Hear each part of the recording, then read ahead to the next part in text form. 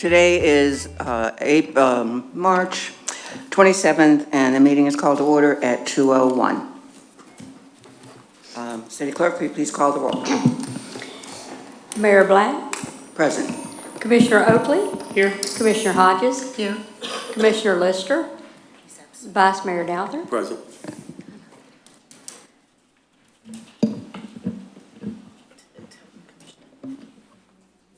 Did you call my name? Oh, Sorry. Commissioner Lister called, and he's just going to be a little bit late, but he is on his way. okay. All right, the floor, excuse me, the floor is now open for public comment. Please state your name and your address and speak clearly and distinctly into the microphone. And please be civil and pleasant. Thank you.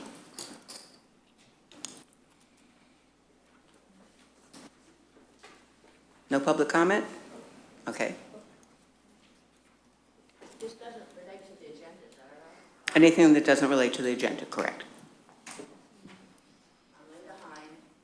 On 150th Avenue, Boca Vista condo.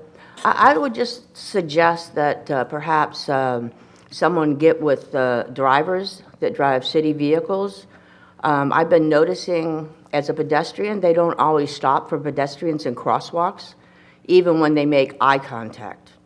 So might have been a fluke or whatever, but you know, especially in a city vehicle, there's a lot of liability there. So it's just a matter of reminding people what they need to do.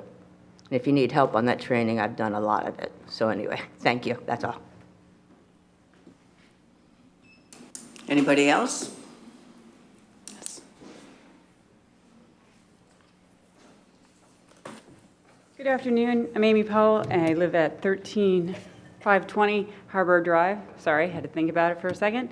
There is something on here, but this is actually a meeting that was already had, and we're going to rehab. So it's pertaining to the Mad Beach Fish House parking in the city lot.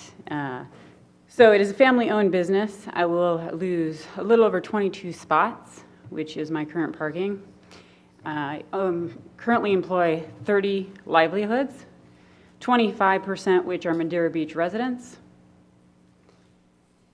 I fully understand keeping people whole, as is the contract above and beyond what it originally stated. Again, I want to stress that that parking is for Mad Beach Fish House, will be signed for Mad Beach Fish House, taken care of, and will be valet parking. So when I look at the livelihood of keeping my business going, it is reliant on this. Okay? Thank you.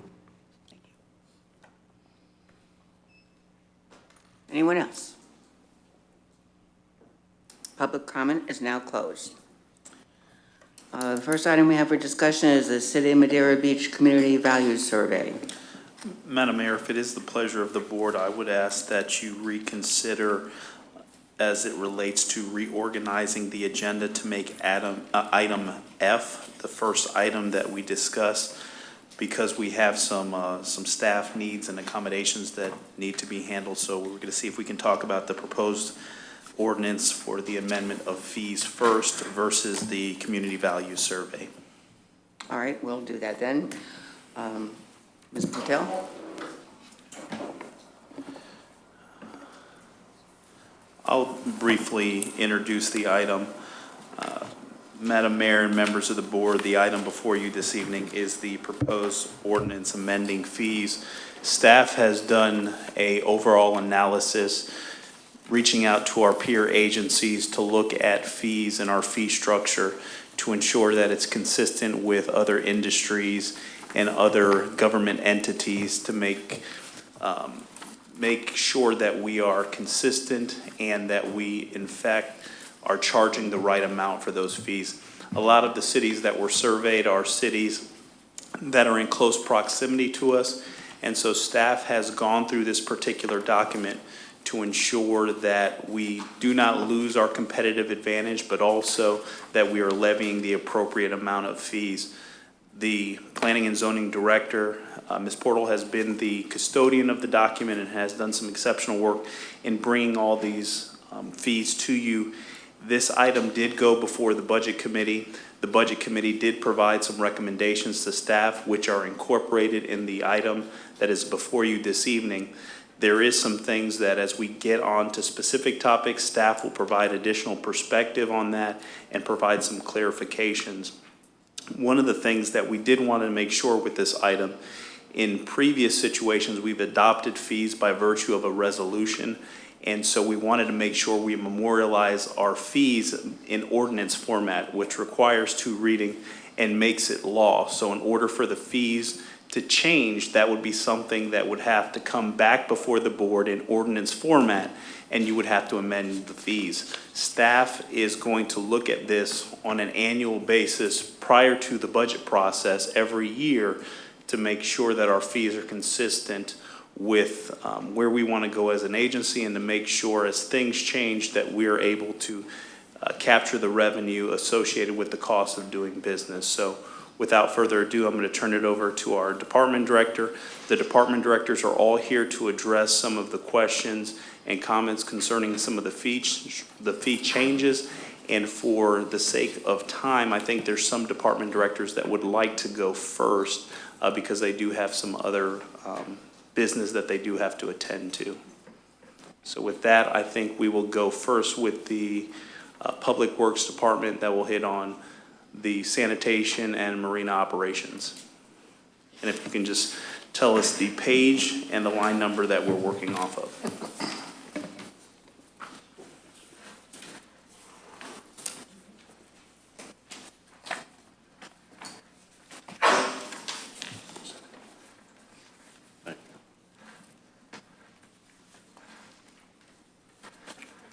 Good afternoon, Commission, Mayor, Commission. Dave Marsicano, Public Works Director. I will be starting on page 17 at 671, which is Public Works. That's where our stuff begins. There's really no changes, so I would like to move through that quickly and get to the items that are actually going to be changed, which sanitation, none of your rates in any of your sanitation areas or your stormwater is going to be increased. So is there any line items that anybody has any direct questions about? I had a question. Yes, ma'am. It states in there, it talks about the stormwater fee that we pay on our utility bill, Yes, ma'am. but it doesn't state anything about the outflow line item that has appeared on our utility bill now. Excuse me, I know it's not a huge amount, it's only like a couple dollars, but still, isn't it supposed to be in this? No, ma'am. I believe that is a what is the, how much? It's an outflow fee of some sort, and it shows up on my utility bill. Yes, that's a county fee based on the amount of impervious surface on the site. That's a county levied fee, It's a county fee? yes. County fee. Okay. In addition, that's not a Okay, city. I didn't, well, thank you for clarifying that, 'cause I didn't Yes, know where it thank you, came Lynn. from. Okay, thank you. In the Public Works Department, did we have any other questions about sanitation, stormwater? If not, I'll move on to the marina, which is 898, line item 898, page 23. We are raising rates at the city marina. You see some numbers in there that are varied very slightly. That is to account for the governor's passage of some legislature in January that the rental sales tax is 6.8%, not 7%. So that's why you see those small number changes in there. Moving forward, we did bump the transient rates for dry storage and also for the daily rates for dry storage. We bumped the holiday weekend rate. We added a transient weekly wet slip fee, which is $7.49, which with tax comes out to $8 a foot. The monthly storage rate went up to 150, or sorry, 160, 149.81 plus the tax. Our lift rentals stayed the same. We did raise the non-liveaboard fee. the commercial non-liveaboards, and the liveaboard slips. Moving down. The monthly dry storage increased. We did raise the resident rate slightly, and we also included boats for Madeira Beach residents only, and that rate $87.78, and with tax, I believe that's $95. So there is now a resident rate for boats that we did not have included before. Non-monthly rate for non-motorized boats, which is kayaks, those sort of things. We've raised that up to 25. The boat ramp fee is going to stay the same, and so is the late fees. We hope that these increases, all the docks are new, all the wiring is new. So all of these changes to the fee schedule of the raise has been met with virtually no negative impact. Any questions?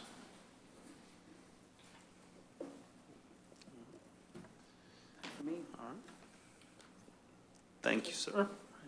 If we can move on to the Parks and Recreation Department.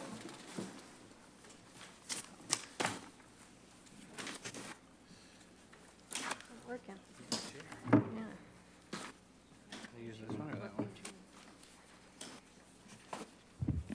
Hey there. I'll start on page 12. That's where we begin with our fees. On line 504, the first note that you'll see is our aftercare program, and on line 520, summer camp program, there was no fee for city employees. That's being adjusted to resident rate. We're eliminating that benefit. On the following page, on line 532, we do have the sales tax change for rentals that Mr. Marsicano mentioned.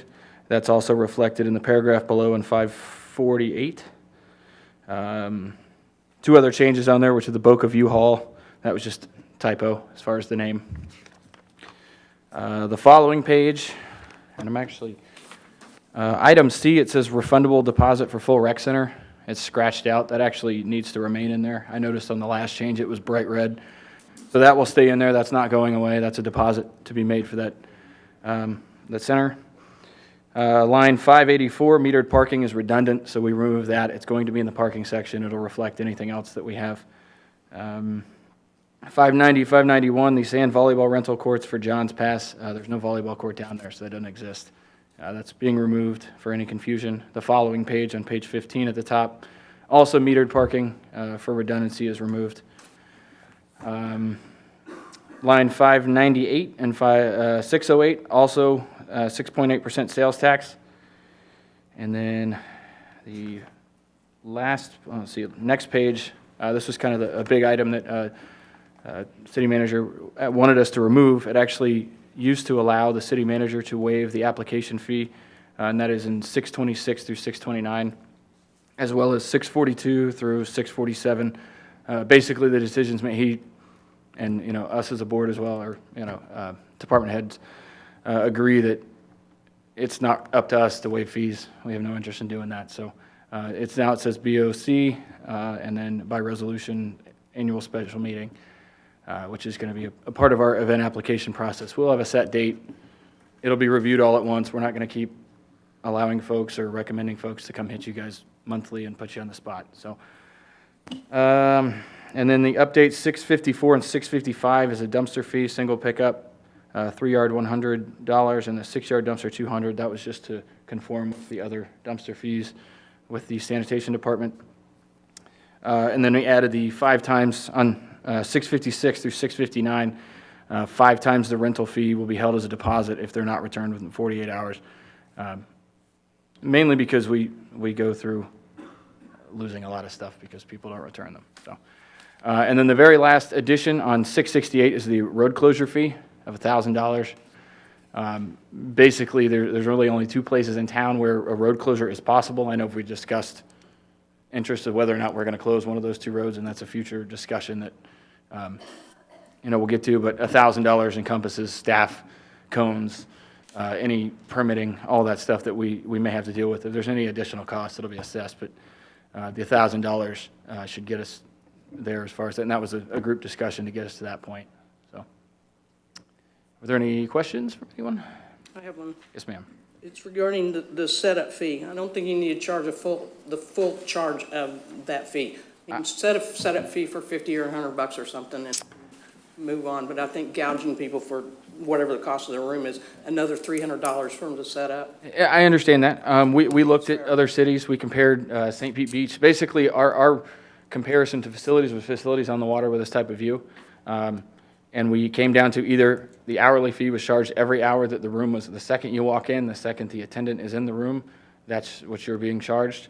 Or they did a block fee if you needed it 6 hours, it included setup, event, and everything, and that was one lump sum giant fee.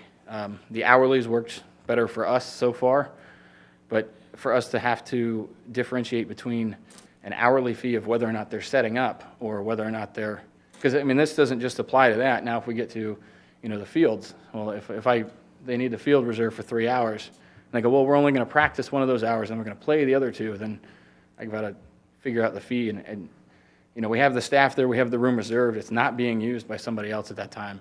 So it's kind of a tough spot. I mean, we can, look into it. Somebody having a Christmas party and going in and putting up a tree, and it takes them a half hour to do it, and you're charging them an hour for I just don't think it's fair to do that. I understand that. I mean, I see both sides of it. It's just, not to sound, I don't know. Basically, to us, it's either rented or not rented. And that really is what it comes down to. It's, it's like when you lease a car. They say, well, I didn't drive it that day. Do I still have to pay for it? We're just in a tough spot on that. And you still have in here the basketball court and tennis court rentals. I don't understand why. Those are rental, they are reservation fees. Like if you, Well, if somebody's playing out there and then somebody else comes in and reserves it, then you'll kick them off to put the reserve. if they've reserved it ahead of time, All right. but if you wanted to go out there right now, we don't have, it's in there because we have to have it as if somebody wants to reserve it. It is rarely reserved. It's a public basketball court. It's not covered. So, most of the time people just show up and play. But if a coach calls us, says, I've got a travel team, I want to have practice, I have to have it at 7 o'clock, then we put the fees down to ensure that, and it's just like the wedding permits. The permit allows them to go out there. So basically we hand them a receipt that says you have it reserved. So if somebody's standing where you want to get married on your beach wedding permit, you go, hey, I've got this permit, kindly, allow me to do this. Same with that, so. Okay. I just thought it was kind of fun. Yeah, we don't actually have somebody standing out there, holding the hand out, collecting every single time somebody steps on, so. Good? All right, thank you. All right. I think we'll jump into planning and zoning, because that's probably where most of the heavy lifting is, and then we can get into building afterwards. Right. Good afternoon. There are a lot of changes proposed for the planning and zoning fees, as we've discussed in various forums. We don't have much of a plan review process here, and site plans go through, no matter how big they are, without any form of public hearing or input, which is highly unusual, to the point where those of us who've been in government for years have never seen that before. There's, at least for major site plans, there's always some kind of a review. Additionally, we really haven't been covering all the cost. Sorry about that. We haven't been covering the cost by a long shot. We charge a flat $300 fee for site plan, no matter how big the effort is. And of course, the bigger the development, the more complex it is, the more hours that go into reviewing it, the more entities that have to be involved, FDOT, the county, health departments sometimes, and other various state and federal agencies. It really depends on how complex it is. So what I have tried to do here is set fees up to accommodate a tiered system based on impact. so that when we come back and we amend the land development code to specify kind of a ranking of major, intermediate, and minor site plans, that they have different processes they go through, different levels of review, depending on how much they impact and how much effort they require, and that the fees are set in accordance with their size. And so we haven't gotten to those kind of details, but I want to make sure that the fees are set up to accommodate that when we do come back with that kind of proposal to you. What I did to establish the fee rate is I reviewed fees and structures of review of communities throughout Pinellas County, along the east coast with other island communities, and up in the north central portion of the state where I knew they had long-term established processes and fees. And so overall looked at, I think, 20 different governments. There is a big difference from place to place. Some of the small island communities don't even do their own review. They have the county do it, or they contract with someone else, sometimes an RPC or something of that nature. So there's no direct relationship. In addition, it's really important for us to consider that our fees pay for management level review on everything, because we don't have a very deep staff where we can assign baseline planners to do review. So our hourly rates are set in accordance with what it really cost us for our consulting engineers, consulting planners when we need to bring extra people in, the administrative time for the support staff and for my time. And then, in fact, when I looked at the major development and I did a breakdown on how many hours and how much cost the city has involved in a major development, it came out to just under $9,000 worth of staff time. That didn't even include the advertising or the public hearing mailings or anything of that nature. So it's a substantial investment that the public has been making over the years that has not been recouped through our fee structure. So what I'm suggesting here are a tier of fees. Get to my own pages here. I've adjusted the hourly rate-based fees. I'm starting on page 2. Under what the Budget Committee had recommended be titled Development Services instead of Community Services. And they went also with us line by line through the fees, and the suggestions that you have before you are the outcome of the staff recommendations and the Budget Committee review. So I've gone back through and estimated the amount of time that it takes to do any of these things, and raised fees almost across the board. It had been a long time since those had been looked at, and also that in some cases we didn't even have procedures for things that we now have to do. And pretty much eliminated all the old fees, developed a new tiered system, updated all of the zoning and the land use and the plan development section. Again, on page 4, you'll see the plan development section is entirely rewritten. That section was also not very well financed. It's a very expensive process to go through. Additionally, you'll notice that I've added in points of review. For instance, you may come in with a preliminary plan, then your first official submittal, and then subsequent submittals. And I wanted to make sure that subsequent submittals in any kind of process is charged separately, because what happens sometimes is developers will come in and they'll bring in plans that are half done. And they use the city staff and engineering staff to review their CAD documents and draw up all of the corrections and give it back to their CAD people instead of hiring their own supervision or reviewing their own plans. And we do like the opportunity to make input early in the process, but if the public staff is going to be used to produce the development drawings, then the city needs to be reimbursed for that cost.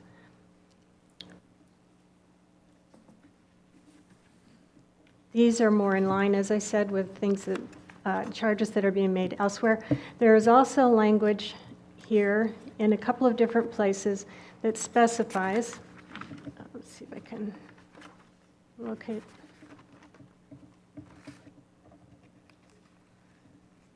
We also rearranged we put FEMA in there.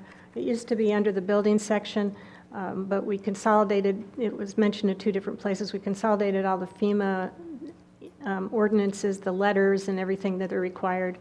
Like the zoning letters, anytime somebody comes in with a request for information, it's actually a pretty in-depth review because of all of the points we have to cover in either zoning or in floodplain management. You don't just whip out a form letter. Everyone is individual based on what that particular site needs are. So you'll notice that FEMA is all now consolidated under the community services section. And then there are spots where there's reference made to time required above the hourly rate, requiring participation of additional staff, would be billed beyond the amount that the fee is set at. So, as I said, if somebody comes in and they want to do a development review and it's major, and they pay their $1,500 for review, but it does in fact require $9,000 worth of staff time, they would have to make up that difference before picking up their permit or before entering into the hearing process to make sure that the full cost of development review is being borne by the developer themselves instead of by the public. I know it's a lot to sort through. We haven't actually changed anything since you had a copy last time, except for a couple of clarifications. There were things that got deleted because they were duplicated. If you have any specific questions, I'd be glad to go over them. Madam Mayor, if I may, one of the things that we did looking at the fee ordinance specifically to planning and building is to ensure that the developer absorbs the cost associated with the development. The existing structure that is in place doesn't allow for that, whereby the government agency and the taxpayer, for that matter, have been subsidizing the development services operation. So this gets you in line with other agencies throughout the state to make sure that the cost for development is paid for by the developer and not the resident. So there will be, once these fees are instituted, there will be some significant savings both on the expenditure side, but also on the staff side, and we can better track the services that are being provided, the cost to provide service, and then be able to staff up or staff down accordingly based on the demand that we're seeing on the development side. So this gets us in a better position in the future to really make sure that the department is fully self-sustaining as much as possible, and that the general fund is not subsidizing business operations.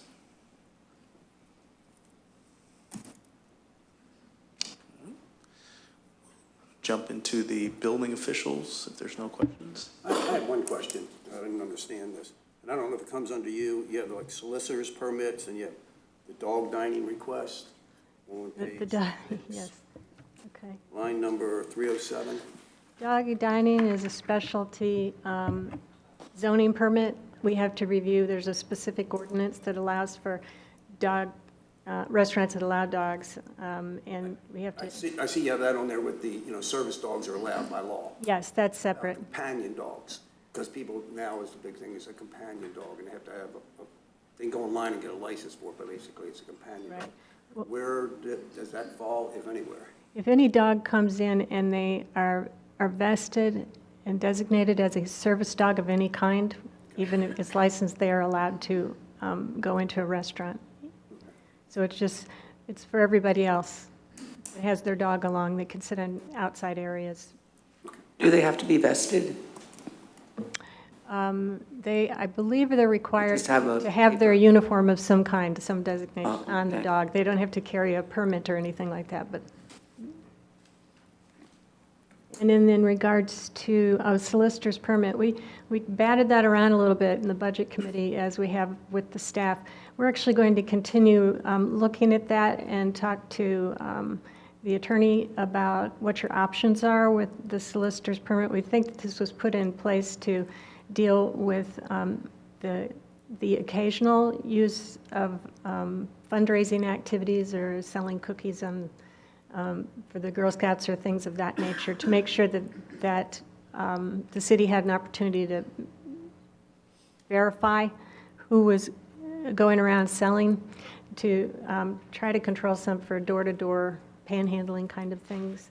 But we're going to continue to look at that with the attorney and find out what the legal parameters are for that. We haven't had any requests for it.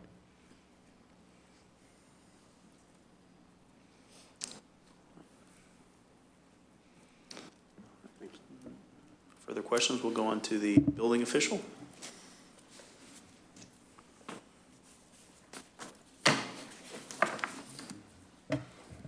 Good afternoon, Commissioners, Madam Mayor. I'd like to discuss the changes in the building department, and we can start on page 7, and it would be line 337. That's the first change. Item number 4, plan review fee.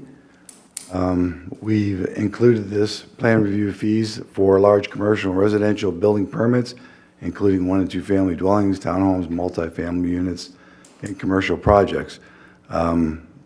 The fees are for 1 and 2 family are $250, as you can see. Multiple families are $500. FEMA substantial improvement, substantial damage projects are $250, and minimum fees are $100. Do you want me to continue down, or do you want to, if you have any questions, please stop? Okay. Next item is line 344, which is item number 5, reexamination of plans due to corrections, changes, or alterations prior to or after permit issuance. Line A is plan revisions minor, less than 2,500 square feet, is $100, and plan revisions large, greater than 2,500 square feet, is $250.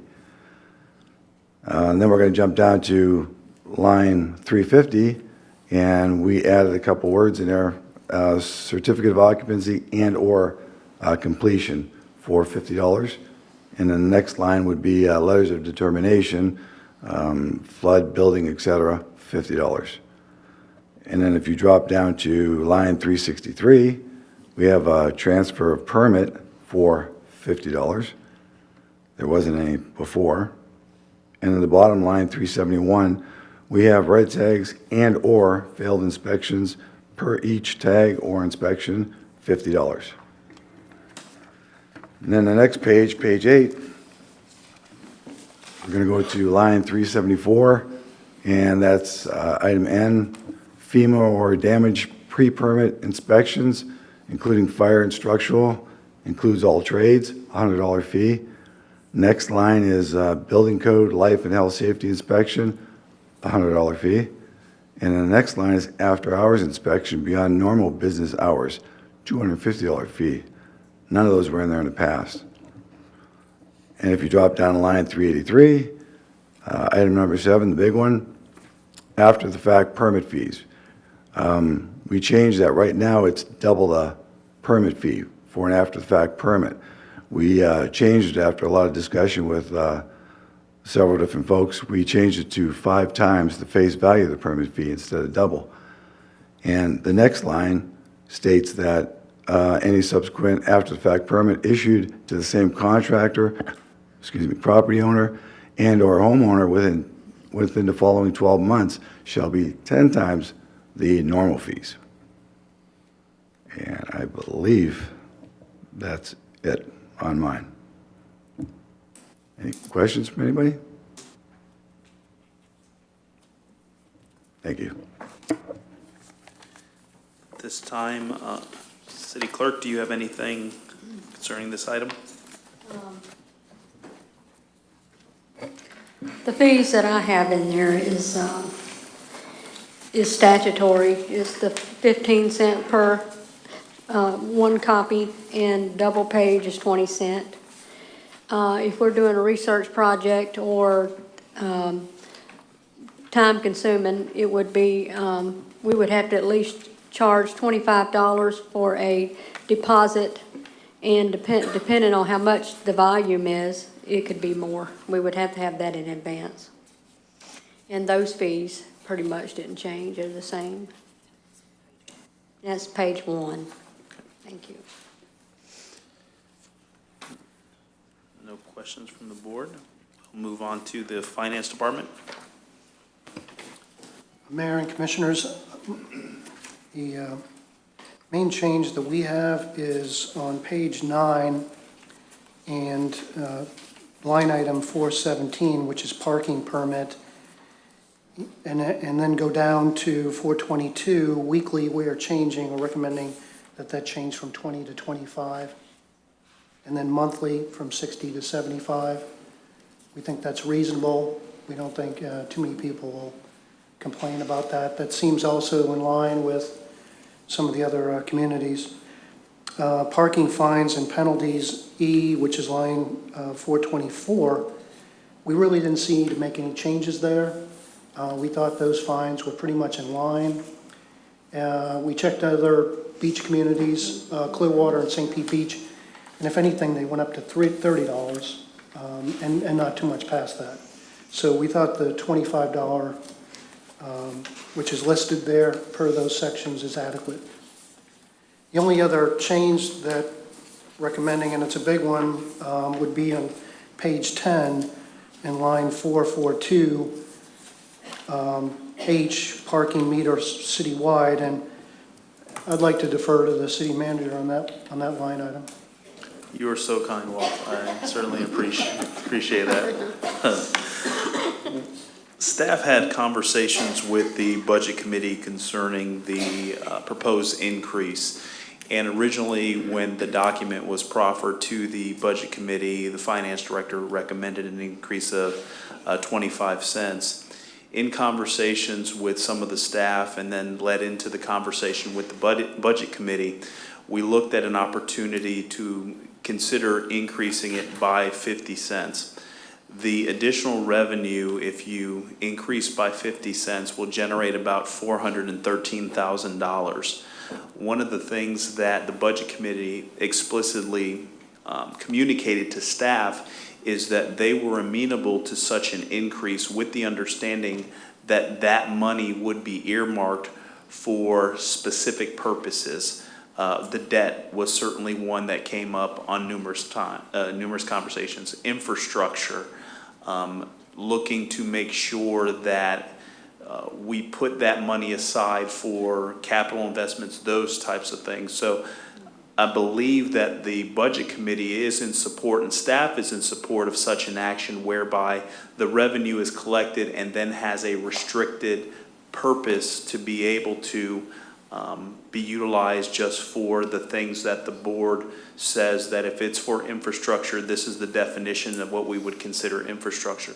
One of the other things that we want to look at as well is a dedicated funding source or stream associated with that increase to be able to start making capital investment and cosmetic improvements in John's Pass. I think some of us have had the opportunity to walk the village and see where there's some concerns as far as some of the walkways, crosswalks, even the piling systems. There's a lot of different things that as an agency we're going to have to make substantial capital investments. So earmarking a portion of that increase to be able to reinvest in the village, being that it is Pinellas County's #1 tourist destination, I think would be a fiscally prudent decision for this board. So that was the auspice about the increase of 50 cents, and that was the direction that we got from the Budget Committee. Staff is in support of such an action, and what we would recommend is that, of course, this will be memorialized in a ordinance, but also I would have it to where we would look to put in specific language as to how the monies are to be spent, similar to that you see for Penny for Pinellas, where you can only spend it on infrastructure and public safety vehicles. I think you need to create some type of definition that explains where this money is going to go, and so when we account for it and when we do have our audit, we can show that the money has been invested in the appropriate commitments that the board outlines. Also, it is important to note that the parking with this increase will surpass, and if I'm not correct, the finance director certainly will correct me, will surpass what you collect in ad valorem revenue. So it becomes the city's largest revenue stream in totality. So this is a huge revenue stream for the city, but also on the other side, we have to be conscientious of where's that cost or that breaking point to where you don't effectively hurt your revenue stream as well. So looking at the 50-cent increase, we think that that is a appropriate direction for us to go as an agency. And speaking with other administrators locally, they're waiting to see what we do as it relates to parking, and then you can anticipate seeing additional increases from other agencies. We know that the private provider does charge substantially more for parking, and in our parking discussion later on this evening, we'll get into some more things on the parking side. But specific to the increase, that was a conversation that we had with the Budget Committee. And staff is prepared to answer any questions you may have on that. When would the increase go in place for the parking meters? The effective date of the adoption of this ordinance, the fee ordinance. So we will bring this back to you for first reading in April 10th meeting, and then on second and final reading. So we would look probably a May. It would be effective in May. Mayor and Commissioners, I've been hearing some comments that, particularly with our new parking machines, that people are driving away or we're not getting the participation that we always have. I asked Chris Tarkington to do analysis like I did last month, and March 1st through the 26th of last year, we collected $179,000, and now, this year, March 1st through yesterday, the 26th, we've collected $226,000.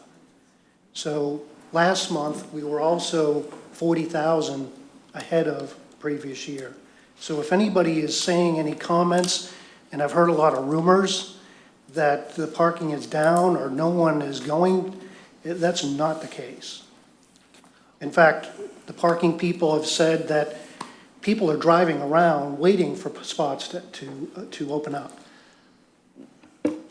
One of the things that I also think is germane to the conversation is, since this agency is really reliant on the revenue associated with parking, is that we're acutely aware of, in the event that inclement weather impacts us, or we have some situation where the economy sees a downturn, not having the amount of tourism come to our area would have a significant impact on the agency. So one of the things from a strategic perspective in my conversations with the finance director, we definitely want to continue to build and strengthen our reserve fund to be able to plan for those types of hiccups that the economy will definitely throw us, or a situation where we experience,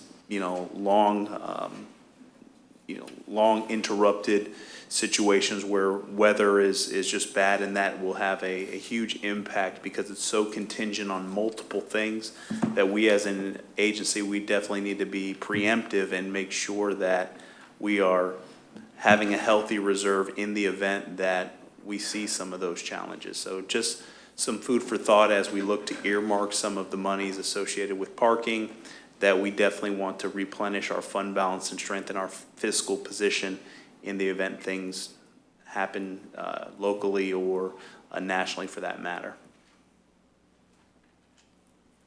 Jonathan, I know some of the areas hadn't been looked at in a long time. Are we planning on looking at this annually, like next March and April, doing it again, update any things that need to be updated, et cetera?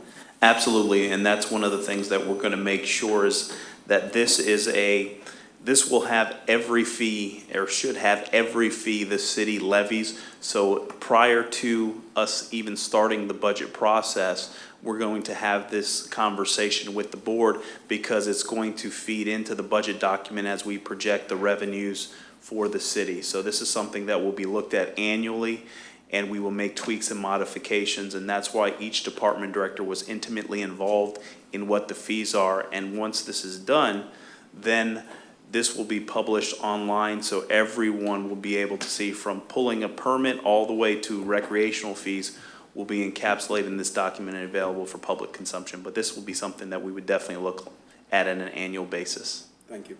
Sir. And then I believe the last department is fire, and the only modification, that's page 11, and I believe the only modification was EMS respond per call fee of $97, and that's line 489.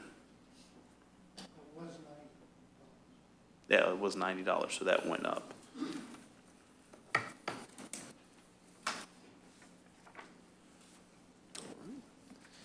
If there's no additional questions on the fee ordinance, staff will take this document and provide it to the board at the first meeting in April and make the appropriate corrections and modifications based on the feedback that we've gotten from this board as well as the budget committee. Very good. Any more discussion? Well, first of all, I'd just like to thank the department heads and the staff and the budget committee and everyone else who worked on this. I know it was a lot of work, and we were ready for it to happen, so thank you. All right, we'll go back to A, City of Madeira Beach Community Values Survey. If you would like. Yes.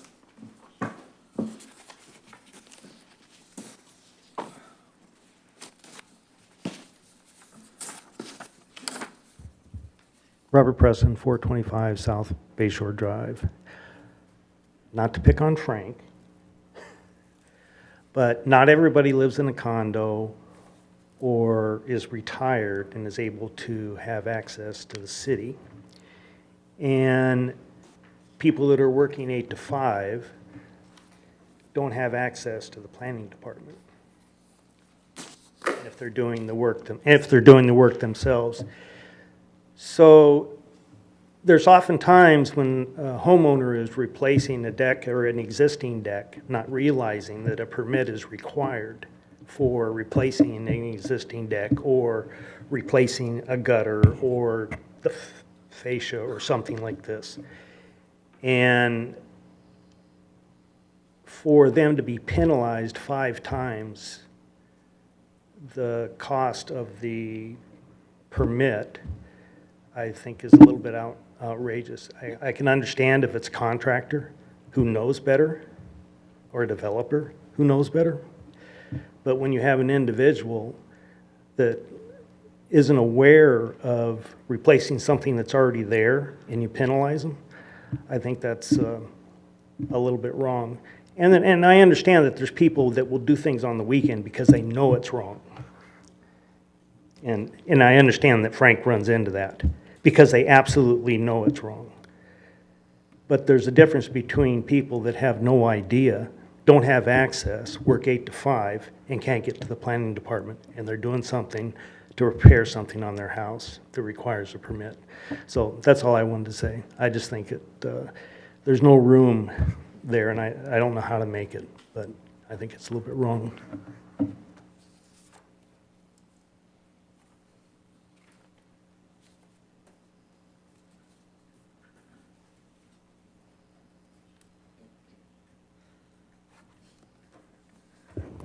Mayor and Commissioners, Debbie Weinstein, 441 129th Avenue.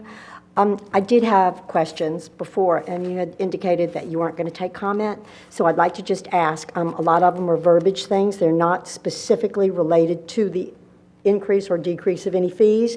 So after, I'd like to just maybe give it to the city manager and ask him to look at it, because there was a lot of, not a lot, but some confusion on certain paragraphs and where they should apply, so if that's all right.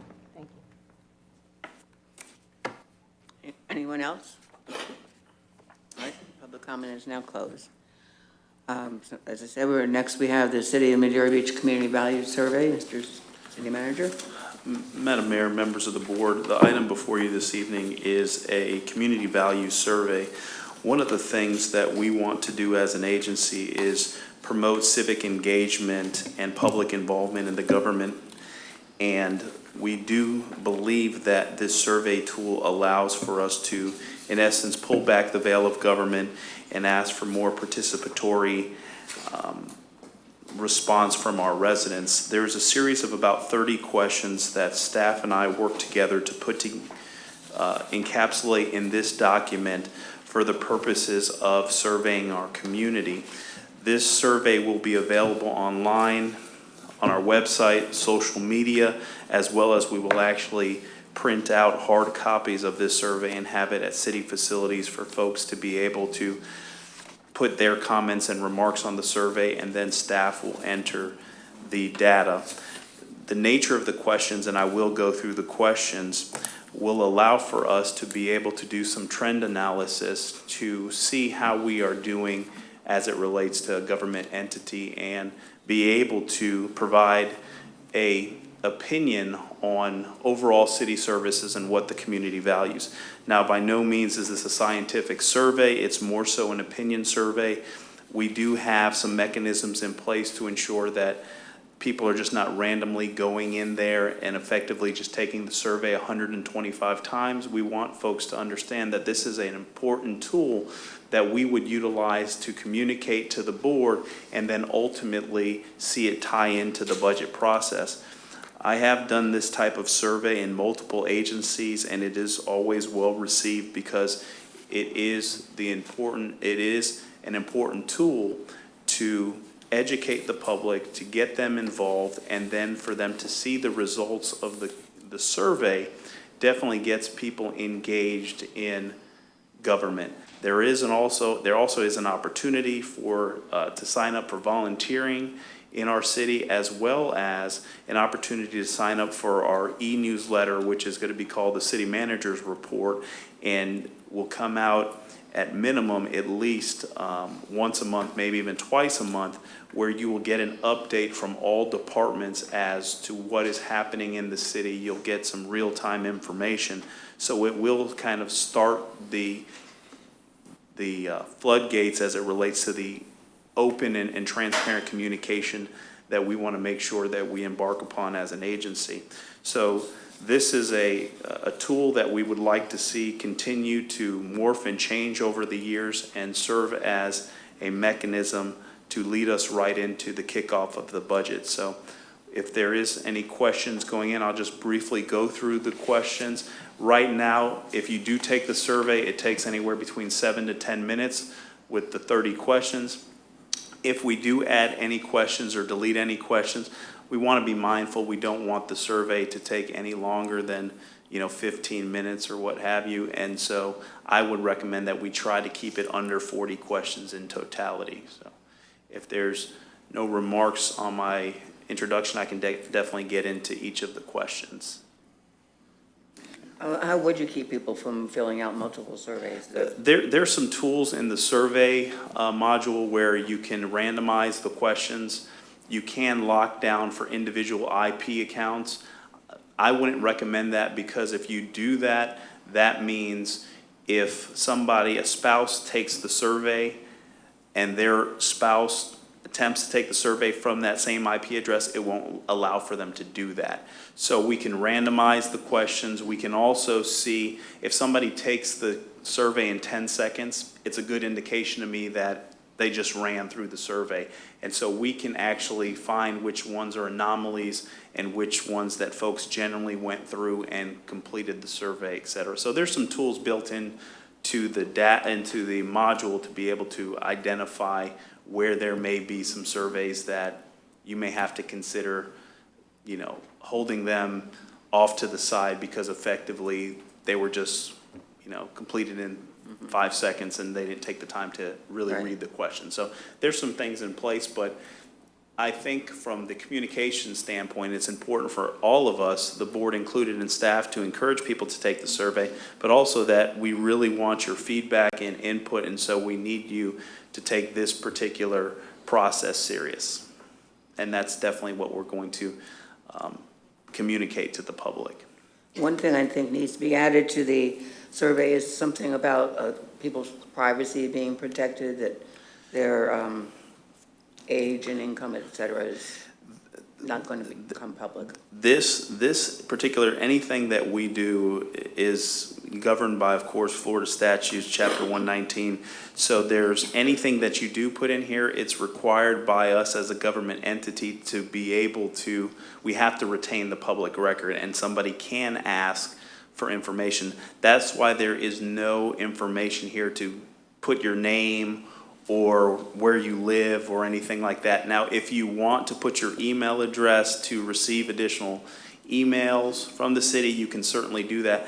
But we made it in a way that you don't have to put anything that self-identifies. It's really open-ended. But your email address can self-identify. Well, yeah, if you don't, but you don't have to put that in there. That is just But optional. suppose you want your email to go to the city, but you don't want public, then you don't put it in again. Yeah, then you don't put it in. And even if you call and give it to us and we write it down, it's still public record. Right, but it's not attached to your. It's not attached to your survey, To the no. survey, so No. you can turn it in and stuff. And you can turn it in. And then a lot of people will do that, and some people's email addresses are not self-identifying. It just depends. But we did allow for folks, if you wanted to subscribe to receive our newsletter, you can do that if that's your pleasure, so.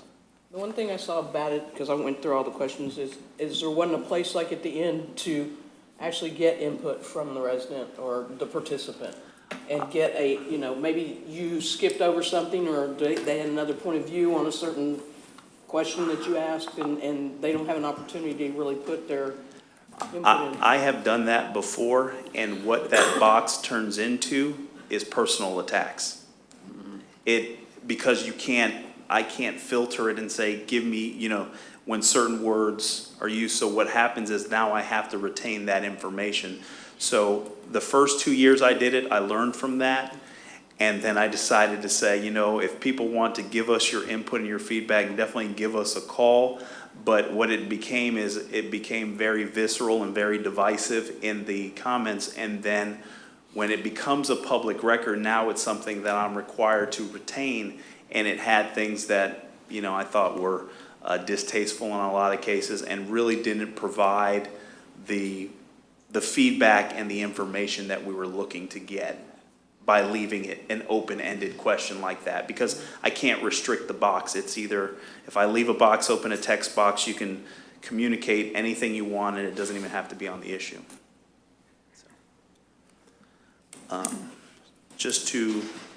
There's no other questions, I'll run through the questions real quick. It says, what kind of resident are you? And then it has 3, a permanent resident of Madeira Beach, seasonal resident of Madeira Beach. I'm not a resident of Madeira Beach. Do you own a business in Madeira Beach? That's yes or no. Do you own property or a home in Madeira Beach? Yes or no. Then it asks, how long have you lived in Madeira Beach? Less than 1 year, 1 to 3 years, 3 to 5 years, 5 to 10 years, 10 years or more, or I am not a resident. Question 5, best describe your primary residence in Madeira Beach: apartment, condo, townhome, single family, home, modular / manufactured home, and other. What is your sex, male or female? The next is, to which age group do you belong? 20 and under, 21 to 35, 36 to 50, 51 to 65, 65 and over. What is your approximate pre-tax household income? 0 to 24,000, 25,000 to $49,999, 50,000 to $99,999, 100,000 to $149,999, and $150,000 and above. What is your highest educational level attained, or education attained? No schooling completed. Junior high / middle school, some high school diploma or equivalent, some college, vocational, trade, or technical certificates, associate's degree, master's degree, or associate's degree, bachelor's degree, master's degree, and doctorate degree. What type of residence do you think the city of Madeira Beach needs more of? Apartments, condos, townhomes, single-family homes, modular homes, other, none of the above. Why did you choose to live in Madeira Beach? Good schools, employment, affordable housing, reared in Madeira Beach, quality of life, overall cost of living, location, and other. Is the city of Madeira Beach an affordable community? And that goes from strongly agree to strongly disagree. Is Madeira Beach a safe community? Goes from strongly agree to strongly disagree. Is the government of Madeira Beach a transparent organization? Strongly agree to strongly disagree.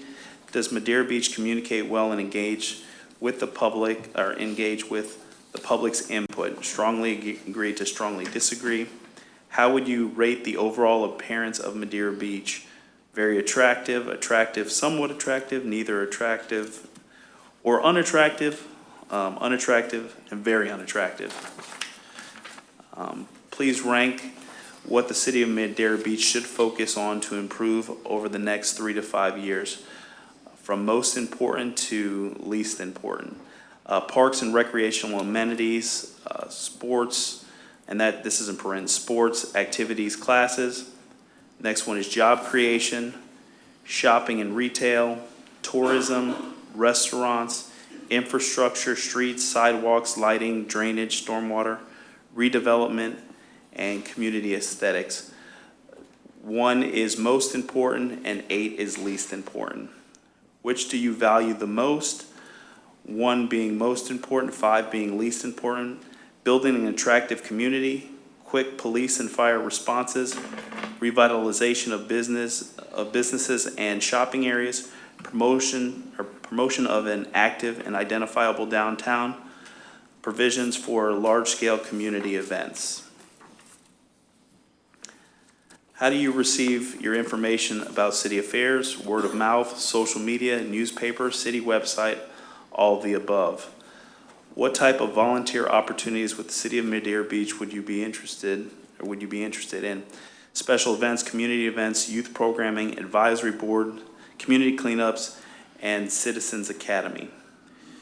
Question 1, should user fees fund programs where the program participants directly benefit? I agree, I disagree, no opinion.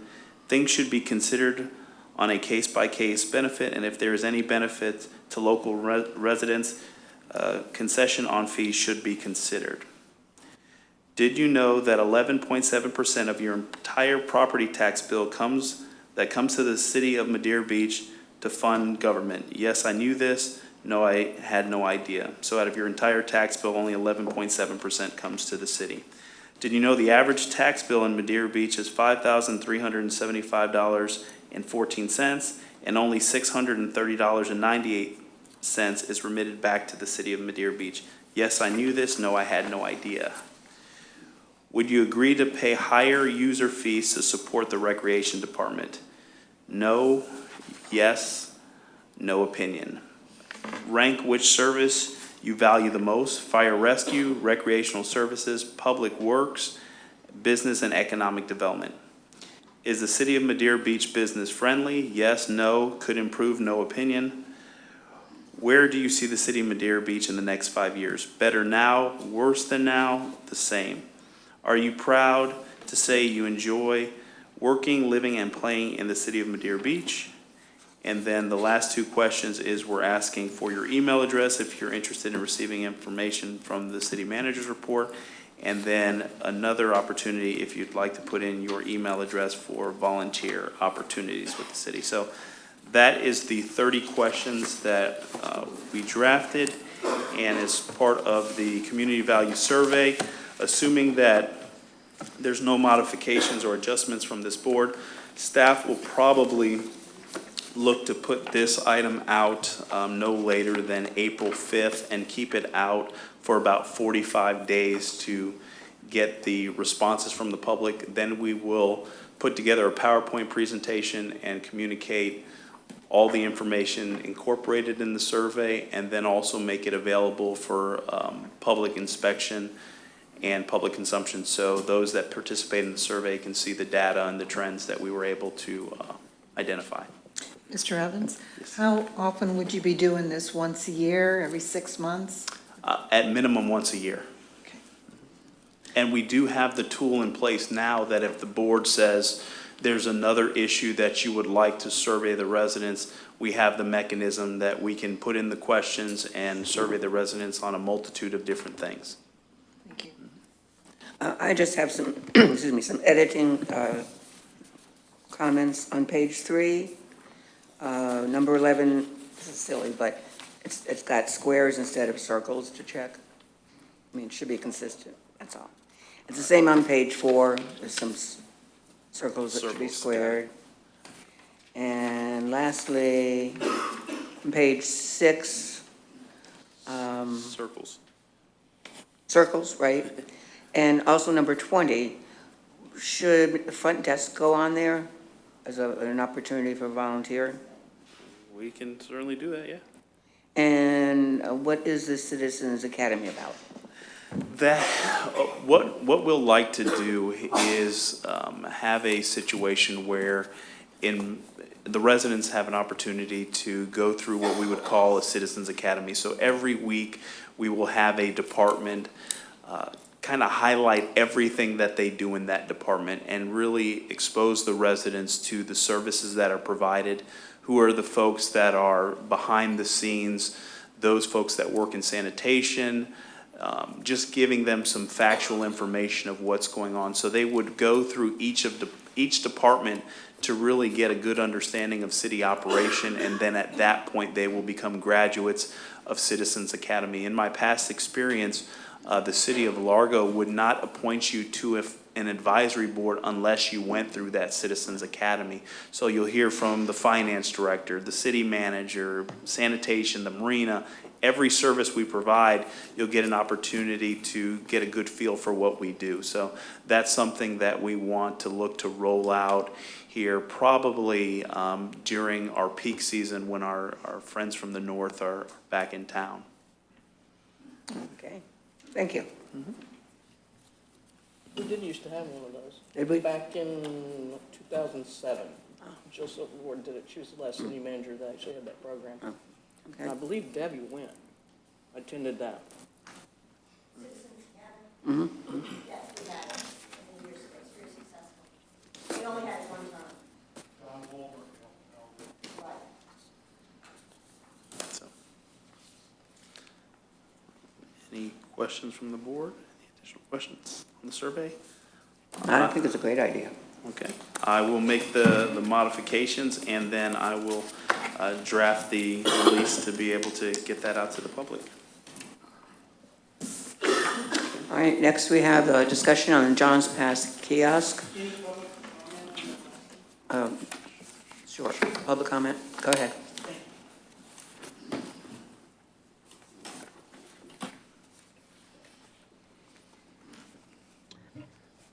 Robert Preston, 425 South Bay Shore. Mr. Evans, I heard you talk about community involvement, and I've kind of brought this up before in meetings, well, first of all, I had a tough time bringing my wife here. She's about 10 years younger than me. I'm retired, she's still working. She said, I don't want to live around a bunch of old farts.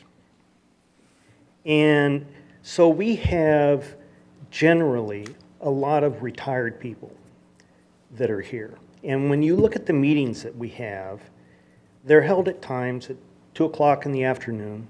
They're held at 6 in the evening, so that the younger generations that are living here don't have an opportunity to speak or be in front of you. And I think that's really sad, because I think for us to develop as a community, we need all ages here, not just retired folks. And so, again, what I'd like to say is that when we have meetings like this, so that we have opportunity for more community involvement for the people that actually still work for a living, live in Tampa or live in St. Petersburg, they can come to these meetings. And even the meetings where you hold at night and they're held at 6 o'clock, much different than many of the other communities that start at 7 o'clock, so that people can come home, feed their kids, then come to a meeting and have valuable input. And then you'll get a more across-the-board participation within the community. I truly believe that. And I think we ought to move in that direction. I think it would be beneficial to everybody. Thank you. Anyone else? All right. Next is the Johns Pass kiosk.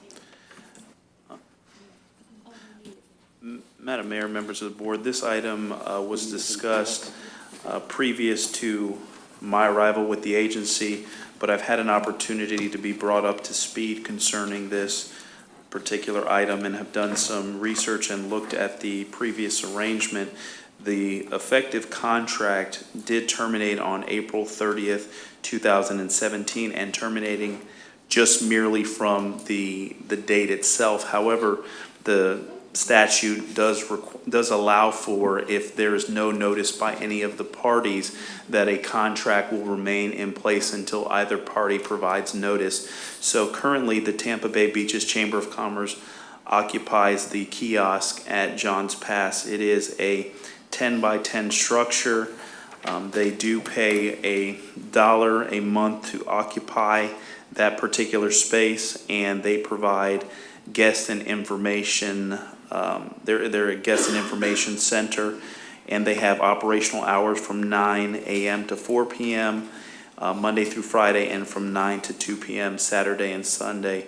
This is a benefit to the area because it's an opportunity to inform visitors of what is happening in our community and to answer any questions for those that approach the kiosk. One of the things that was communicated to me as part of the desires of the board is to look at some options associated with the Johns Pass kiosk.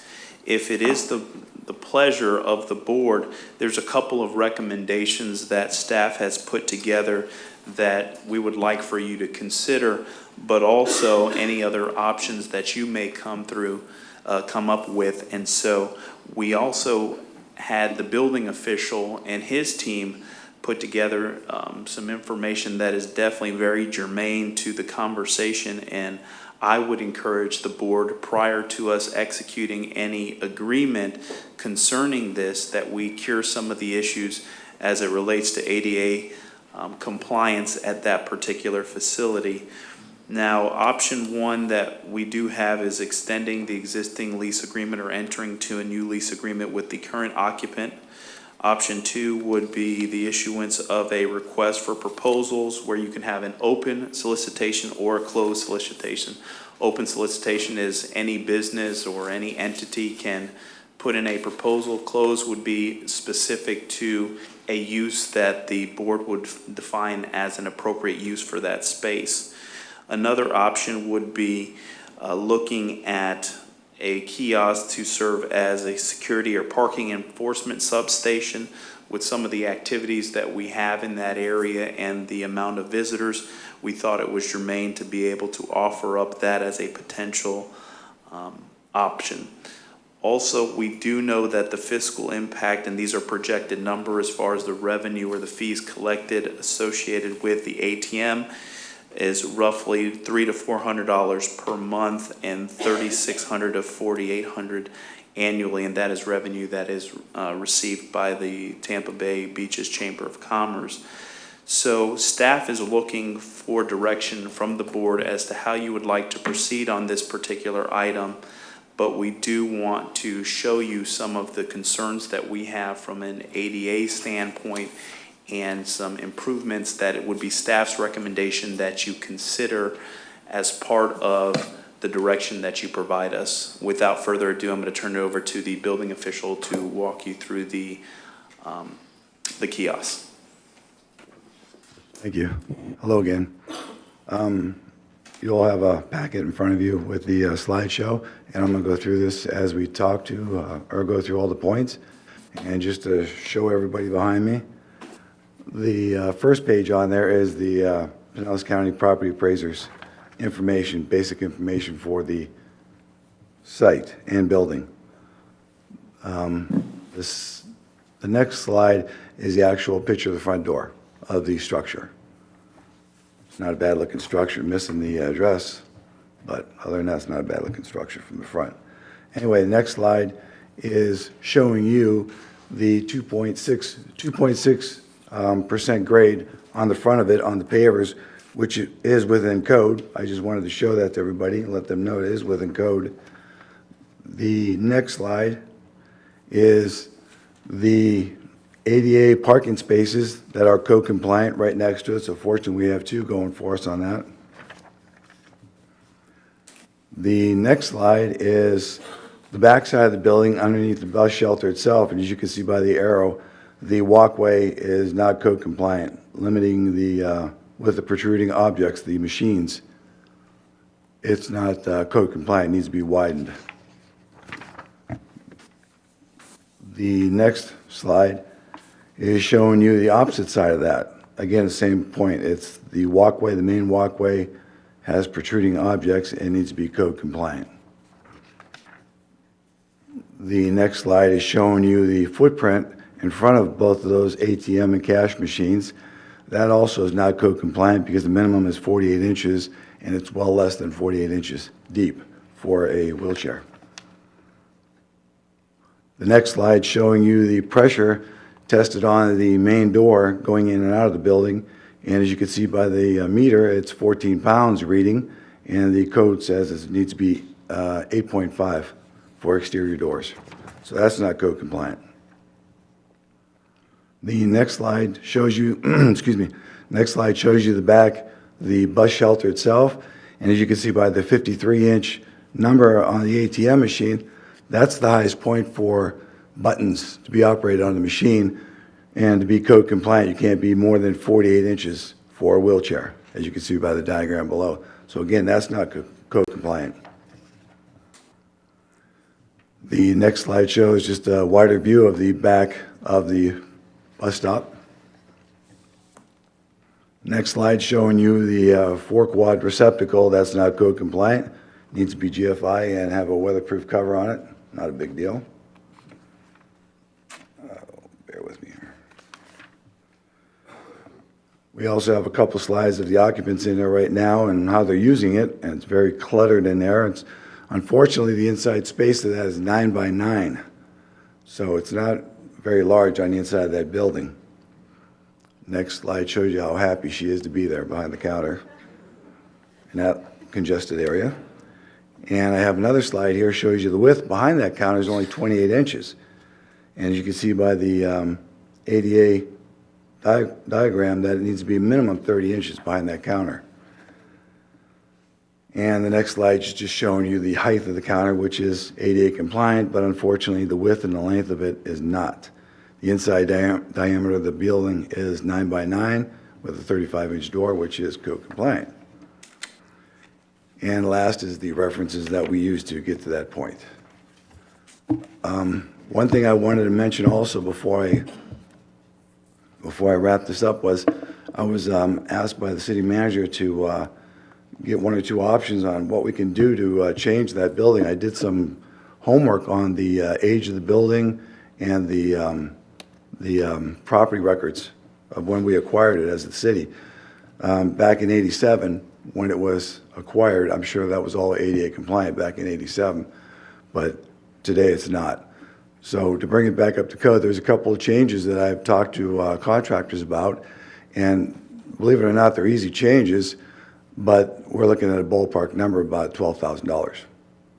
What we're talking about doing is taking the 2 front windows out of the front of the building and making it 3 large windows with 1 down low for ADA, so when an ADA wheelchair person rolls up, they can roll right up to the window instead of trying to go into the building to make it ADA compliant. Plus some changes around the backside with the ATM and the cash machines, moving them towards the center of the building and doing a little bit of remodel work on the inside of the building. So you're looking at a ballpark, again, a ballpark of $12,000. Any questions for me? Frank, I'm just curious about something.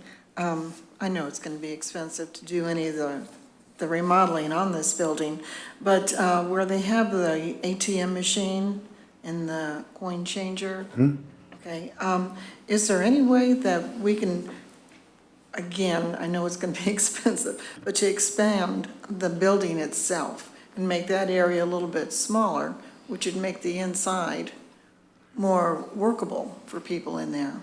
Well, to tell you the truth, what I was thinking was a little bit opposite of that. I was thinking about taking the ATM machine is recessed into the building. The changer needs to be recessed into the building.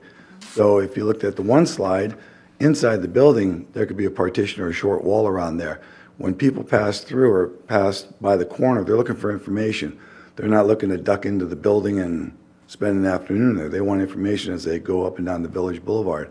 So we were thinking about making the front entrance a lot bigger and more presentable or inviting for folks that are walking by, whether it's wheelchair or walking by to go up, to go up to the front window and get all your information right there without trying to open up the door and trying to squeeze in there and spend an afternoon.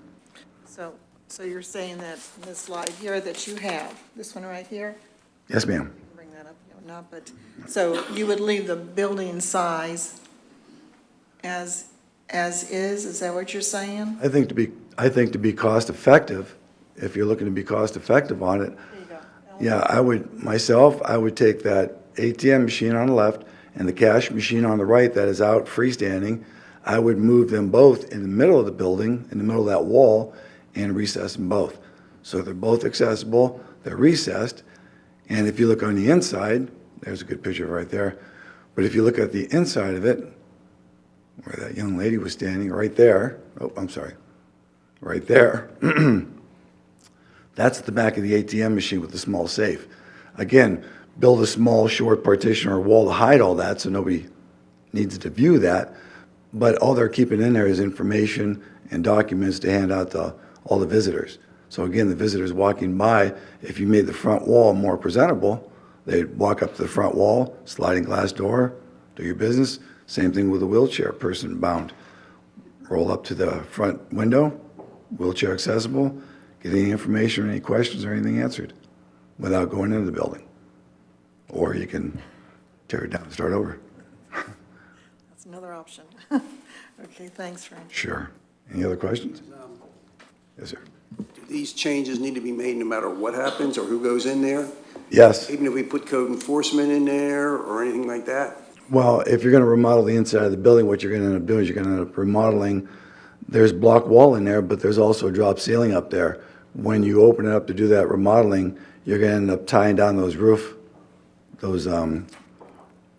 trusses, and you're going to have to clean up some of the area in there, plus the electric. So no matter who goes in there, we've got to make these changes. Yeah, there's some small remodeling changes on the inside, but the biggest change is going to be the front entrance to be cost effective. I mean, there's other options too, but be cost effective. Thank you. Sure. If the current occupants remain there, do we still have to make the changes? As a city building, yes, ma'am. Okay. I would highly suggest that. I would think so anyway, but Yes, ma'am. Anybody else? We good? Thank you. thank you. So at this particular moment, staff is requesting direction as to how the board would like for us to proceed. Obviously, at minimum, we're recommending that you allow for us to bring an item back before you to effectively begin the renovations of that particular facility, regardless of who the occupant is, to be able to make sure it is ADA compliant and accessible. So that's one aspect of it, but the other point is how the board wishes for us to proceed forward concerning the space. Personally, I would go with option 2, which, kind of encompasses everything. I thought recently we had issued an RFP on this already, didn't we? We had talked about it. Never happened. But It never never happened. went through? Never happened.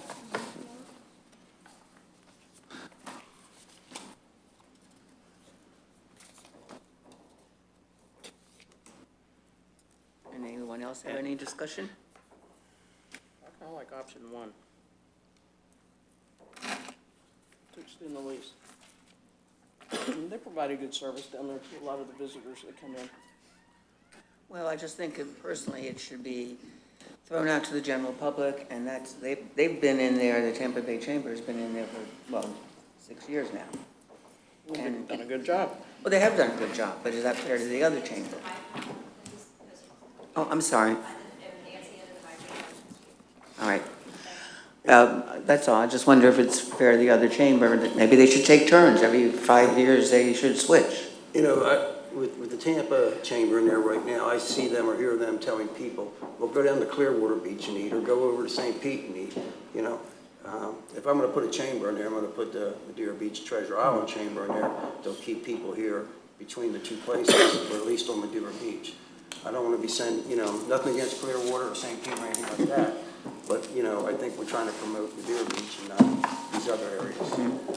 Either that or we do a request, an RFP, I think, and see what else is available out there, or if, you know, let the city come back to us and tell us about, you know, do they want to look at it for, like the city manager was saying, you know, a place for our parking people and stuff like that. If we do that and we keep the ATMs in there, you know, in time, it'll pay for itself, just on the money that way. Well, I agree with you. If we do the RFP, then we're giving everyone a chance, you know, both I don't chambers. think we own the ATM, though. I think the chamber owns the ATM. No, I don't think so. The chamber does, they collect the revenue associated with I it. know. They do own it. They Yeah. do, okay. Well, then they would have to continue receiving the revenue, right? They what? They would have to continue, do you get the revenue? Yeah, would you please?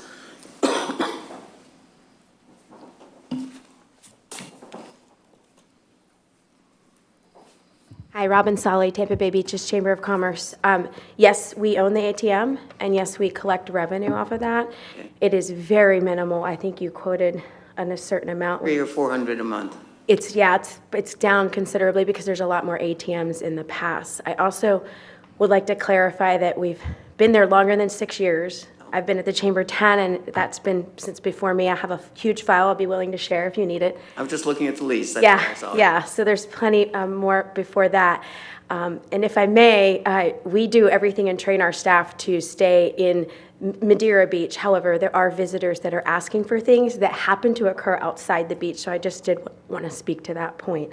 I can answer any other questions from the historical nature of being in the kiosk, but definitely I brought it to the city manager's attention that the kiosk is not ADA compliant, so I'm glad to see that study because it is very challenging. And just to keep in mind too, there is no restroom in there, so FYI. Thank you.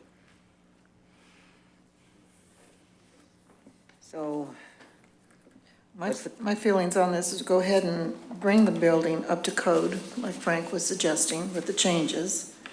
Then put out an RFP and open it up to the Treasure Island Madeira Beach Chambers or the Tampa Bay Chambers and see where we go from there.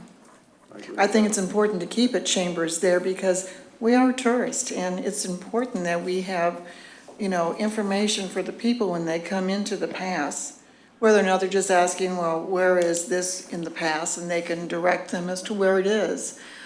Just giving them just general information, and I think it's very good PR work, really, for the city, for them to be there and advertise the city as it is. So that's where I stand on this right now. so it would be actually we'd open it up an RFP to Right. everyone. Right. Okay. So Well, I it'd think be a we have- closed one. Pardon? Right, we would if it is the board's pleasure, we would restrict it to that type of agency, and I'll work with the attorney to get the language correct, but we will put it out specifically to agencies similar to that of the chamber.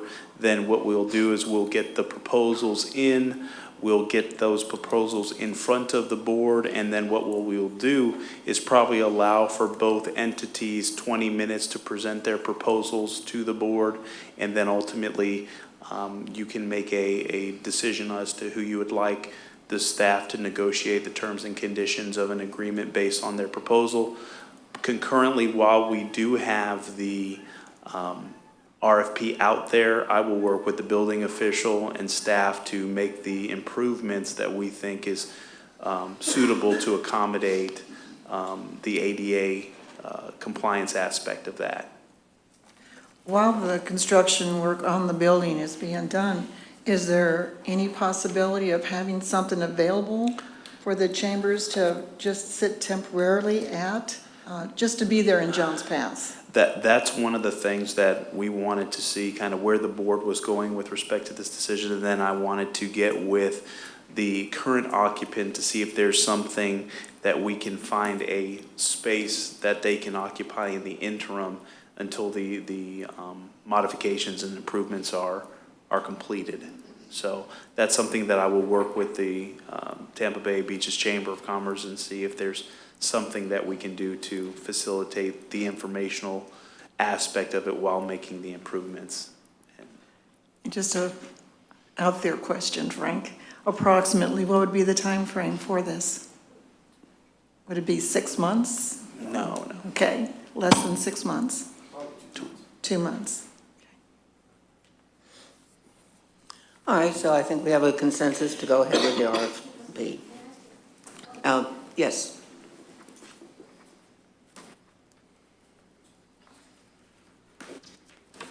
Debbie Weinstein, 441 129th Avenue. I was just thinking of something, and it might just be pie in the sky, and maybe no consideration or shouldn't be made of it. But, you know, we own that building, the Fantasy Planet is in. Have we ever considered, or is it possible to consider, that if you look at the Fantasy Planet, the front of it, and then we've got this big deck area that's easily as big as, probably bigger than, the inside of the current chamber, you know, the current little chamber building. And would there ever be any possibility maybe of utilizing that area? It's not close to the front door of Fantasy Planet, and it's not close to the other, but using that deck area and converting into a, into an area where the chamber could use, or a substation, or whatever you decide to use. And the only reason I say that is that then the existing building could be made open space, which is desperately needed in Johns Pass Village, so. Yes. Actually, that's a pretty good idea, because that's a nice space over there. Because you could do like a tiki hut or something, and, you know. Guy Critelli, 13025 Pelican Lane. I work on the foundation of the little building. Those days, we didn't have no restriction or anything, he knows, Frankie knows that. And the walkway beyond that was for people to rest when they come to Johns Pass. So if you're going to cover the area, it's a good thing, but it's a bad thing because a lot of old people, they don't have no other place to sit in the village except right there on those benches, number one thing. But over the years, you see the chamber, it's supposed to be a nice little building, but they made it like an ATM machine, vending this, vending that, and they take the space away. I started having the office and brochure like they're supposed to do, like we used to have it. A lot of time, when I would belong with the Chamber of Commerce, I was the director for 12 years. A lot of the brochure we take in different hotels, we had to pay, or different places, we had to pay to put it, or the hotel had to pay to put those brochures in the little case. So I don't know if they're charging now anymore because I'm not involved with the Chamber of Commerce for a few years, quite a few years. But I think if a lot of this hotel from Clearwater Beach or St. Pete Beach, they want to put the brochure there, they should pay so much to have a brochure in our chamber right there on Madeira Beach. And also set the rent or the cost of the construction that we do for the next couple of years or 3. This way they pay the cost and nothing for the city. Thank you very much. That's all I have. Anyone else? Okay. The next item is the, citywide parking. Madam Mayor, members of the board, one of the items that we did want to bring before the board to seek direction and perspective on is some of the parking that parking challenges and opportunities we have here in the city. Obviously, with the flux of tourism and activity that we have at the village and at the pass, that parking is a premium and a major revenue stream for the city. So I've asked for the finance director as well as parking enforcement and planning and zoning to look at our parking holistically and then determine what are some points that we need to have additional conversations with the board and how do we address it moving forward. So if I can have our planning and zoning director kind of walk you through the overview of the zoning and the parking spaces that we do have. I believe we have some handouts that will depict some of the, Thank you. you'll see in the handout, it identifies some of the parking spaces and the areas that we have citywide, but we will also speak on some of the zoning challenges we have because of past practice as an agency. So what we'll do is we'll allow for our planning and zoning director to kind of lead the conversation, and then we'll jump into the other subsections here. I very much appreciate the efforts of the parking staff and also Public Works. This map that you have before you was put together by the Public Works staff to help identify the locations of parking and also specify who is responsible for that parking. We also have a list, I don't know if that's been distributed yet, the city manager. Did you have the table? There's also a table that the parking staff keeps that gives you an idea of how many spaces are at the city lots. We do not have a complete count on the private sector lots, partially because some of them aren't even striped, and it's a little bit hard to tell for sure how many spaces they do have. As the city manager mentioned, there are some challenges that we have regarding zoning. To begin with, the large parking lot, the dirt lot that is in the pass, Johns Pass area, the Florida parking lot that charges $5 an hour, or $20 a day, as you can see on the map on the far right side. I know you're all familiar with that lot. We do allow parking as a primary use in that zoning district. However, in order for us to have permitted it, we should have required it to meet parking standards, which would have been requiring it to pave appropriately and to provide handicap parking and access that met all of our standards, and we have never done that. So from a zoning code perspective, we've never administered the code properly on that site, and it does not meet standards.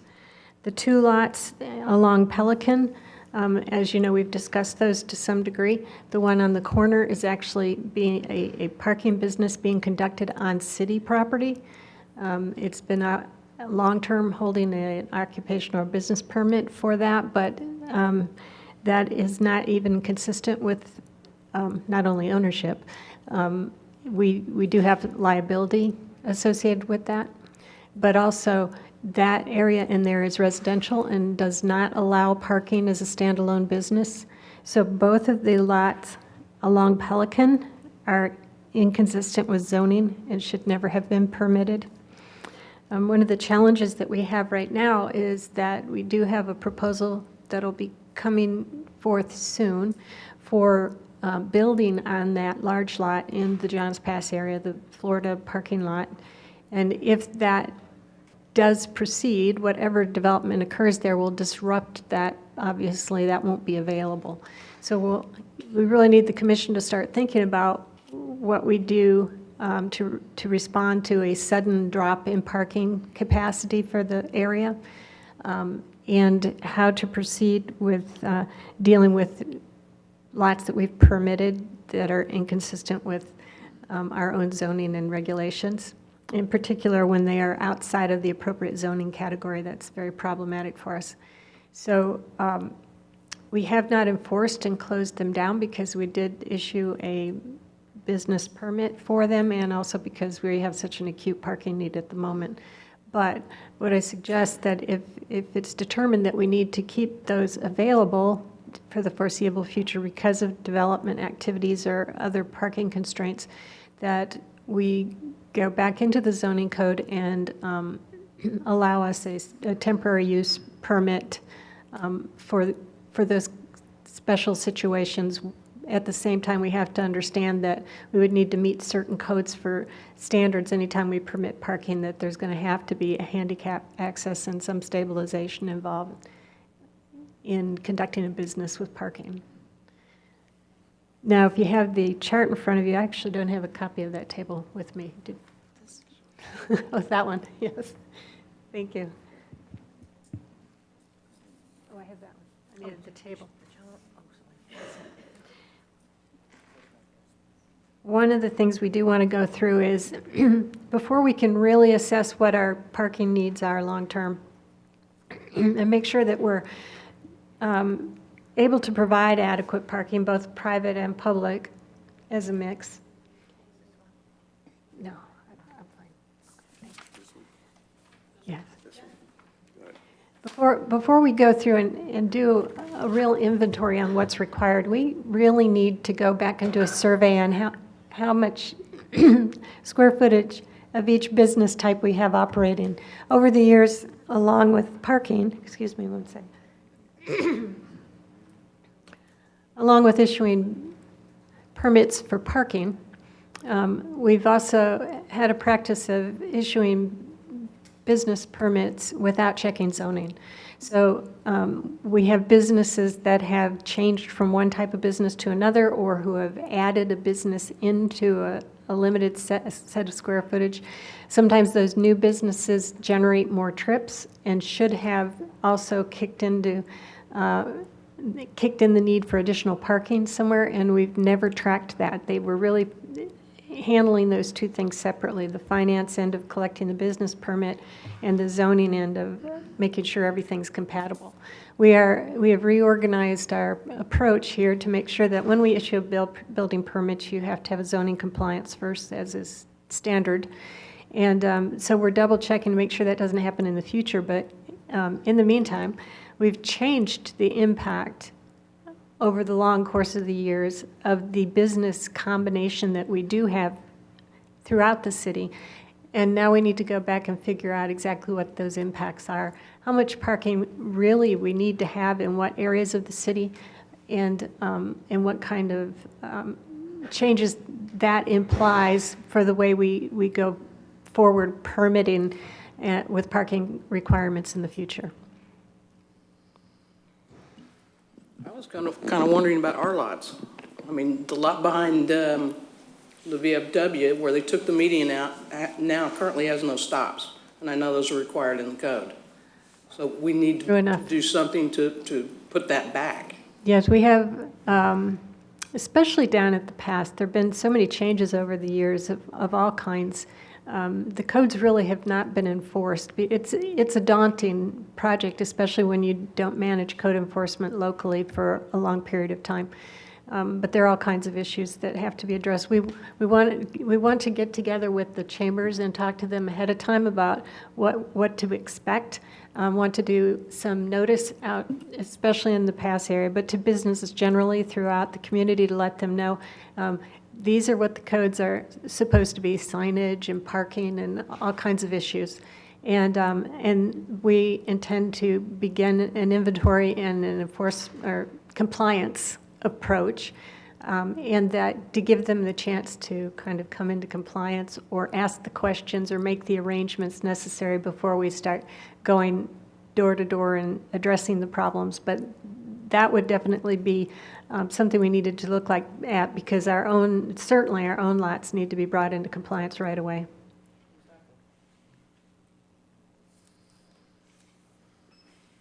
One of the things that we talked about is with redevelopment occurring in the pass area and construction occurring, is the impact that we see in parking, and to the director's point, not enforcing some of the parking that is not consistent with the zoning requirements.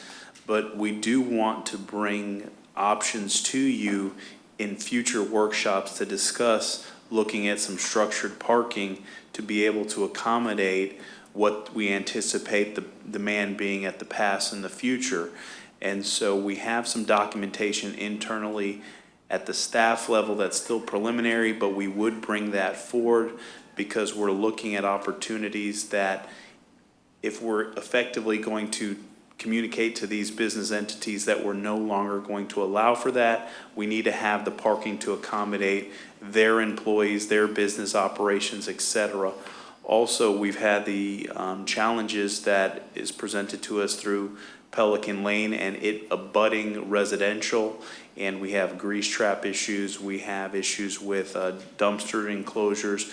There's a whole bunch of things cosmetically we need to do, but one, first and foremost, is trying to get those vehicles off of that road that are parking and finding alternative parking solutions.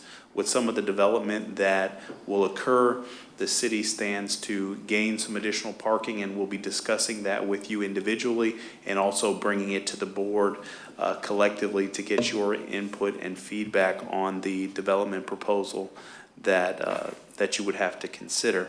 So there's a multifaceted approach. The finance director has also informed me that the app associated with our parking is up and operational, and the signage is going to be up. So if people go from the village to the beach, they don't in essence have to continue to go to the meter or what have you. Their license plate and their information will be entered into the system. So it allows for a lot more convenience than our visitors are used to. Again, you know, this is a big lift for the agency. There's some provisions that are lacking in the code. It doesn't explicitly say who has the authority to waive fees, or if anyone has the authority to waive fees for non-for-profit agencies, or does the city manager have the opportunity to grant parking passes. Those are some of the things that, as you look at the document when we bring it back to you, to consider. From my perspective, I don't think the manager should have that authority to effectively waive fees. I think it is something that should be memorialized in ordinance, that any fees or fee concessions are made by this board, and that was why we incorporated that language in the previously discussed item, the fee ordinance. But there also needs to be some discussion on if construction occurs on a site, and being that our community is so densely populated and there's not adequate parking for construction equipment or patrons to continue to use their business as much as they possibly can, keeping operational, how can we accommodate that temporary parking demand that those businesses find themselves in? So it's a very multifaceted challenge we have here. I have confidence that staff will be able to bring forward something that can address the concerns, but we do have some challenges as it relates to parking currently, and when we move forward to look at what our capacity is, because based on the conversations with our parking staff, we're not in a parking crisis all the times. It's ebbs and flows, so it all depends on the season, the weather, et cetera. So we are definitely going to consistently and continually monitor that, but it's something that we want to bring back to the board with more detail and get your opinion as to how you think we should move forward. The nature of this discussion was to get your input and feedback on things you want to make sure we look at and incorporate in the policy document before we bring it to you for a decision. So. Okay. Any questions or comments from the board? Mr. Evans, I know we had spoken on this one time before. We really don't have room to spread out with the parking, and the suggestion was made to build up. Now, is there going to be certain areas of town that might be something we might want to consider doing? We were looking at the area that's directly across the street from the pass over by the Sunset Point area to possibly look to have some structured parking there. But realistically, I think there's only certain places where it would aesthetically blend into the community. And so there may only be certain areas where the board feels comfortable having some type of structured parking. So that's stuff that we want to look at and then bring it back to the board and get your opinion on where do you feel comfortable that it will accommodate what the city's demand is, but also not jeopardize the feel and the quaintness of some aspects of the community and some areas of the community.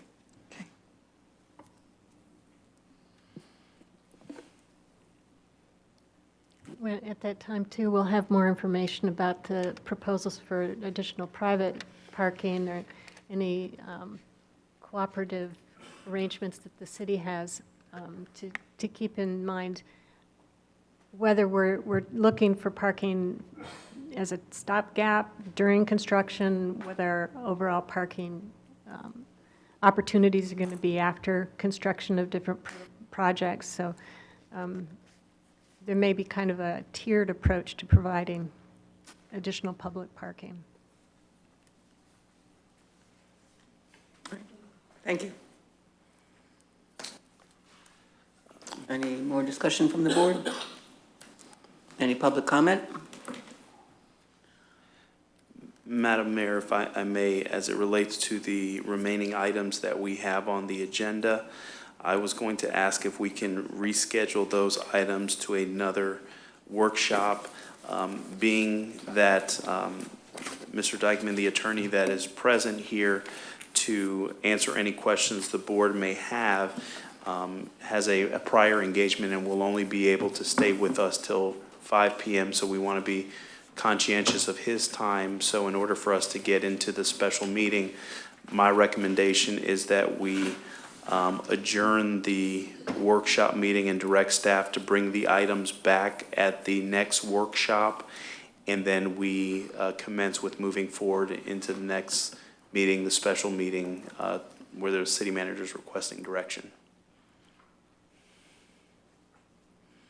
I got a little lost at the end. Are you saying that Attorney Dickman will be part of the special meeting, or? Yes. Oh, Yes. okay. Very good, thank you. In that case, the meeting is adjourned at 3:53.